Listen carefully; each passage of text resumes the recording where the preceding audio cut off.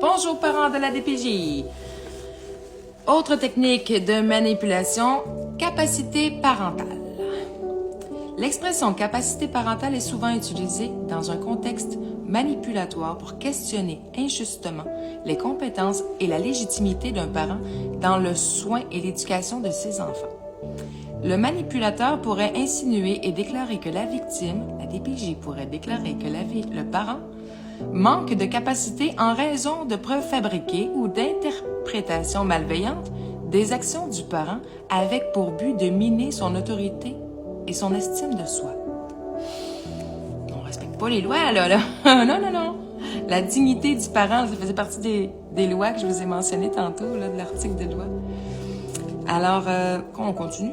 Dans le discours manipulatoire, capacité parentale est employée de manière à créer un doute sur les compétences du parent ciblé.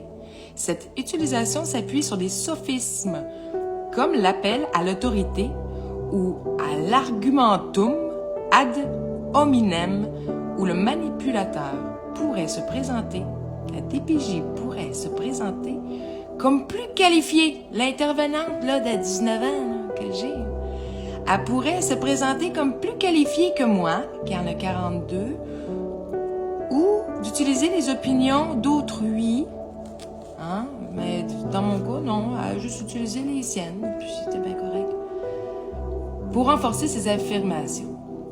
L'utilisation manipulatrice de capacité parentale dans les rapports peut provoquer chez la victime, chez le parent, anxiété, doute de soi et sentiment de culpabilité infondé. Et ça le fait, hein? Ça le fait vraiment facilement pour les bons parents. C'est juste les bons parents qui se font enlever leur enfant, je m'excuse. On est en 2024 aujourd'hui, c'est plus ce que c'était, là. Faut vraiment comprendre qu'est-ce qui se joue à la DPJ ou au tribunal de la jeunesse. Ils jouent un trafic d'enfants. Je suis désolée, là. C'est subventionné par des montants d'argent illicites, payés de nos poches, de nos taxes, pour 30 000 $ par enfant, par année, 36 000, peut-être même plus, là, en fonction des besoins de l'enfant. Plus la pension alimentaire que le parent doit payer. Donc, on continue. Cela peut altérer la perception du parent à ses propres compétences et affecter négativement la relation avec ses enfants. La DPJ joue pour altérer la perception du parent et ses propres compétences pour affecter négativement la relation et son lien avec son enfant. Ça va à l'encontre de la loi.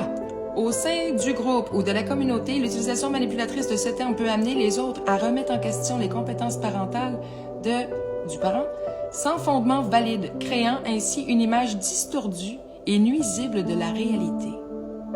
Réflexion de défense. Pour désamorcer l'impact de ce mot-clé, il est conseillé de demander des preuves concrètes et objectives, de réfléchir de manière critique aux motivations derrière de telles affirmations. Modification, les bonus payés pour reconduire une mesure et mentir encore sur votre dossier. Et en plus de critiquer, en plus de pouvoir critiquer les motivations derrière ça, le parent veut réaffirmer sa propre connaissance et expérience en tant que parent.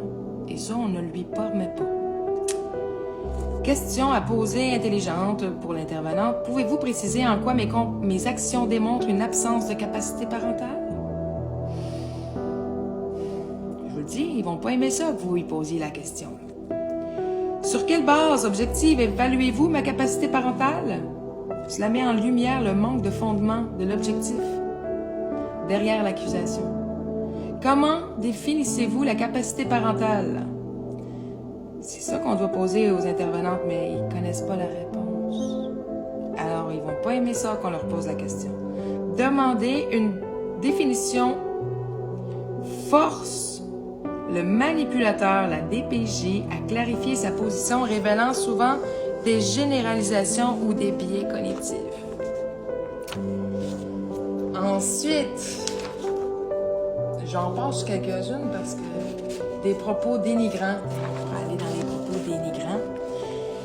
Dire que le parent est dénigrant, c'est utilisé dans le contexte manipulatoire où le terme dénigrant sert à discréditer et minimiser la valeur, les actions et les pensées du parent, souvent de manière subtile ou indirecte. La DPJ emploie ce terme pour saper l'estime de soi de la victime, la faisant douter de sa valeur et de ses capacités. Dans le discours manipulatoire, le terme dénigrant peut être utilisé de manière répétée ou combiné avec d'autres stratégies rhétoriques pour renforcer son impact. Par exemple, il peut être associé à des sophismes, de diversion ou d'attaques personnelles, créant ainsi un réseau de persuasion complexe qui renforce l'illusion de la validité de la DPJ, qui argumente avec des calomnies, des faussetés ou de l'amplification des faits. Ça n'a même pas de sens. L'utilisation du terme dénigrant peut induire chez le parent un état de confusion ou de doute constant. Ce doute s'inscrit dans le cadre du sophisme de la confusion, exploitant les failles cognitives du parent et perturbant sa capacité à évaluer rationnellement les arguments stupides que la DPJ peuvent nous répondre. Lorsque la DPJ utilise le terme dénigrant au sein du tribunal de la jeunesse ou de son petit groupe de merde, excusez,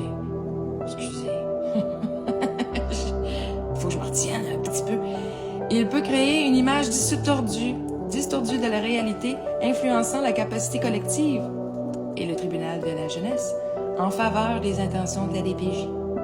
Cela peut conduire à un isolement social du parent, renforçant ainsi l'efficacité de la manipulation de la DPJ. Pour désamorcer l'impact du terme dénigrant, la victime peut chercher à clarifier ses intentions derrière son utilisation. Demander des exemples concrets et de la définition du manipulateur de ce qu'il considère comme dénigrant peut aider à révéler l'absence de fondement de fondement de ces affirmations. Excusez. Pouvez-vous me donner un exemple spécifique de ce que vous considérez comme un comportement dénigrant de ma part? Encore là, on négocie avec la DPJ qui, elle, dit n'importe quoi au juge. On négocie pourquoi? Mais juste pour mettre la pression. Pour amener les intervenants à se joindre aux parents puis à dire c'est assez, la DPJ nous oblige à faire le mal? Oui, c'est ce que j'attends dans les prochains mois, les prochaines semaines, puis voire les prochains jours. J'attends qu'il y ait beaucoup d'intervenants qui se fassent entendre. Veuillez communiquer avec moi, ça va me faire plaisir de prendre en compte toute l'information que vous allez me donner pour la divulguer à la population. Pour désamorcer, ouais, c'est ça. Comment ce comportement affecte-t-il spécifiquement notre relation? Comment le comportement d'être dénigrant affecte-t-il spécifiquement notre relation ou nos objectifs? Juste pour être bien sûr qu'on dénigre bien au lieu de se faire dire « Ouais, mais tu me dénigres alors que c'est pas vrai. » Quelle action concrète jugez-vous pour améliorer la situation? Réponse de la DPJ, rien. Aucune action concrète parce que c'est le parent qui doit deviner ce qu'il a à faire. Désorganisé. Lorsque la DPJ utilise le terme désorganisé, elle vise à créer un sentiment d'infériorité et de honte chez le parent, en soulignant un prétendu manque d'ordre et de compétence. Le manipulateur, la DPJ, cherche à affaiblir l'estime de soi du parent, la rendant plus susceptible de se plier à ses désirs et de douter de ses propres capacités parentales. Le mot désorganisé peut être utilisé dans un contexte manipulatoire pour exagérer ou généraliser injustement une situation spécifique s'appuyant sur des sophismes et des généralisations hâtives. En manipulant la réalité, le terme vise à étiqueter le parent d'une manière qui n'est pas seulement inexacte, mais aussi réductrice, ne tenant pas compte des nuances ou des circonstances atténuantes. L'utilisation du mot désorganisé peut induire chez la victime des sentiments d'anxiété, de culpabilité et d'insuffisance. Ces émotions négatives peuvent altérer la perception de soi et diminuer la confiance en ses propres capacités, conduisant potentiellement à une spirale de doute et d'autocritique qui empêche l'action efficace et l'autonomie. Quelqu'un, comme la DPJ, qualifie publiquement quelqu'un de désorganisé peut également affecter la perception du tribunal de la jeunesse envers le parent.